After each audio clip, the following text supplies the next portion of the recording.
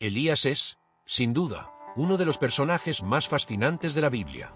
Nacido en una pequeña aldea de Tisbe, rodeado de campos tranquilos y un horizonte que parecía reflejar la eternidad, este profeta experimentó una conexión única con Dios desde su infancia.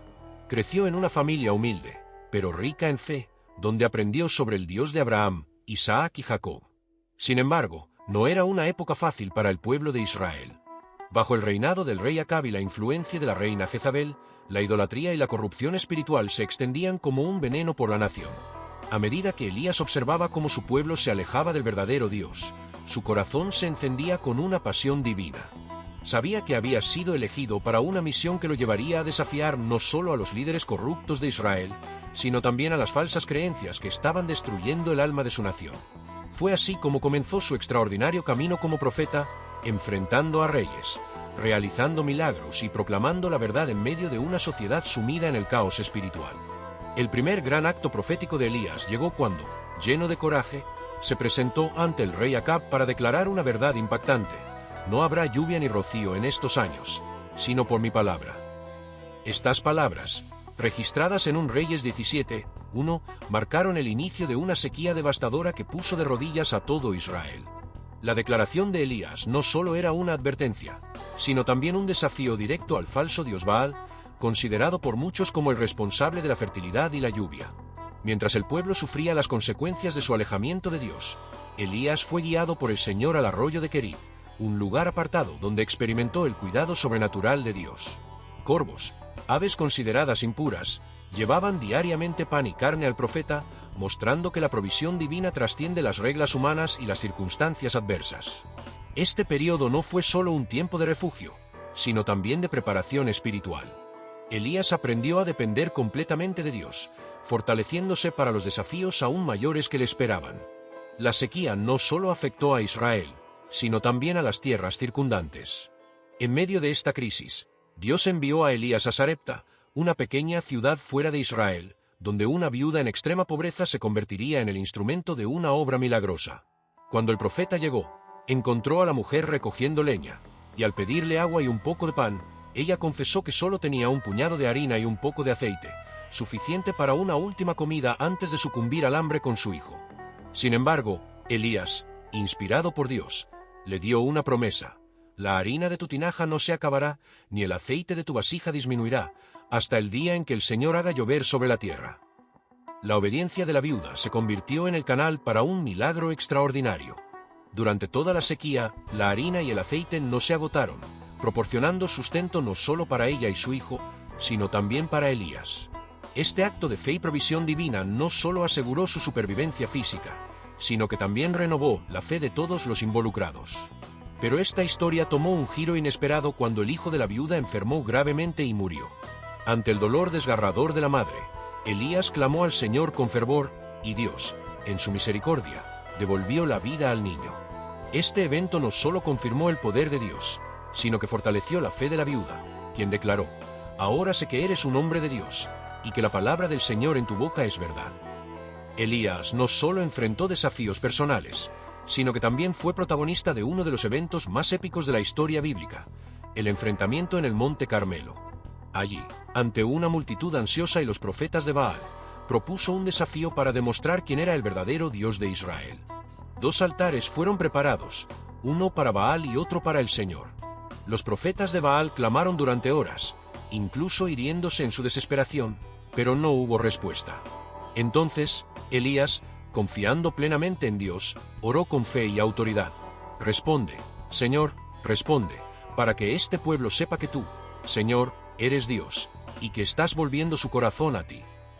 De repente, un fuego celestial descendió, consumiendo el sacrificio, las piedras del altar e incluso el agua que lo rodeaba. Ante este acto sobrenatural, el pueblo de Israel se postró y proclamó: el Señor, Él es Dios. Este momento marcó un punto de inflexión en la historia espiritual de Israel, desafiando la idolatría y restaurando la fe en el único Dios verdadero. Después de la impresionante victoria en el Monte Carmelo, parecía que la nación de Israel finalmente había reconocido al verdadero Dios. Sin embargo, la reina Jezabel, furiosa por la humillación y la derrota de los profetas de Baal, juró vengarse de Elías. En un acto de desafío, envió un mensaje al profeta, declarando que lo mataría al igual que él había hecho con los profetas de Baal. Este fue un momento crítico en la vida de Elías. A pesar de haber presenciado el poder de Dios de manera tan dramática, el temor y el agotamiento lo abrumaron, llevándolo a huir al desierto. En su desesperación, Elías se sentó bajo un arbusto y clamó a Dios, diciendo: «Basta ya, Señor, quítame la vida, pues no soy mejor que mis antepasados».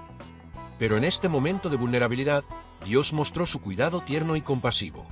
Un ángel se le apareció, proporcionándole pan y agua, diciendo: «Levántate y come, porque el largo camino te espera». Este alimento no solo restauró su fuerza física, sino que también renovó su espíritu, recordándole que no estaba solo y que Dios todavía tenía un propósito para él. Con nuevas fuerzas, Elías continuó su viaje hacia el monte Horeb, también conocido como el monte Sinaí, el mismo lugar donde Moisés había recibido los 10 mandamientos. Allí, en una cueva, Elías se refugió y expresó su frustración a Dios, diciendo que había trabajado arduamente por él, pero que ahora se sentía solo y perseguido. Fue entonces cuando Dios se manifestó de una manera inesperada. Primero, hubo un poderoso viento que destrozó las rocas, luego un terremoto y después un fuego, pero Dios no estaba en ninguno de ellos. Finalmente, vino un suave murmullo, y en ese momento Elías reconoció la presencia de Dios. Este encuentro no solo consoló a Elías, sino que también le dio una nueva dirección. Dios le reveló que no estaba solo, que aún quedaban 7.000 israelitas que no habían doblado sus rodillas ante Baal ni lo habían besado. Además, le dio instrucciones claras. Debía ungir a Hazael como rey de Siria, a Jehú como rey de Israel y a Eliseo como su sucesor. Estas tareas significaban que la obra de Dios continuaría a través de otras personas, demostrando que su plan siempre es más grande que cualquier individuo. Elías, renovado por la palabra de Dios, obedeció. Encontró a Eliseo, un hombre dedicado y humilde, arando en el campo. Cuando Elías colocó su manto sobre Eliseo, éste entendió que estaba siendo llamado a una misión divina. Sin dudar, Eliseo dejó todo atrás para seguir a Elías, marcando el inicio de una relación maestro-discípulo que sería fundamental para la continuidad del ministerio profético. Mientras tanto, el rey Acab y Jezabel continuaban con su gobierno corrupto, acumulando más injusticias. Uno de los episodios más oscuros fue el caso de la viña de Nabot. Acab deseaba la viña que pertenecía a un hombre justo llamado Nabot, pero éste se negó a vendérsela porque era una herencia familiar sagrada. Jezabel, implacable, ideó un plan cruel para acusar falsamente a Nabot de blasfemia, lo que resultó en su ejecución y permitió a Acab tomar posesión de la viña. Este acto de codicia y asesinato indignó a Dios, quien envió a Elías a confrontar a Acab. El profeta proclamó que la sangre de Nabot sería vengada y que tanto Acab como Jezabel enfrentarían un juicio severo. Estas palabras no solo eran una advertencia, sino también una reafirmación de la justicia divina.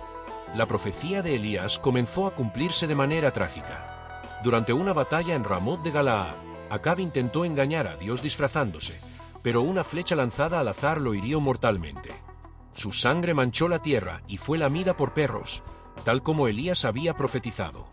Más tarde, Jezabel encontró su fin cuando Jehú, el nuevo rey ungido por orden de Elías, la confrontó en su palacio.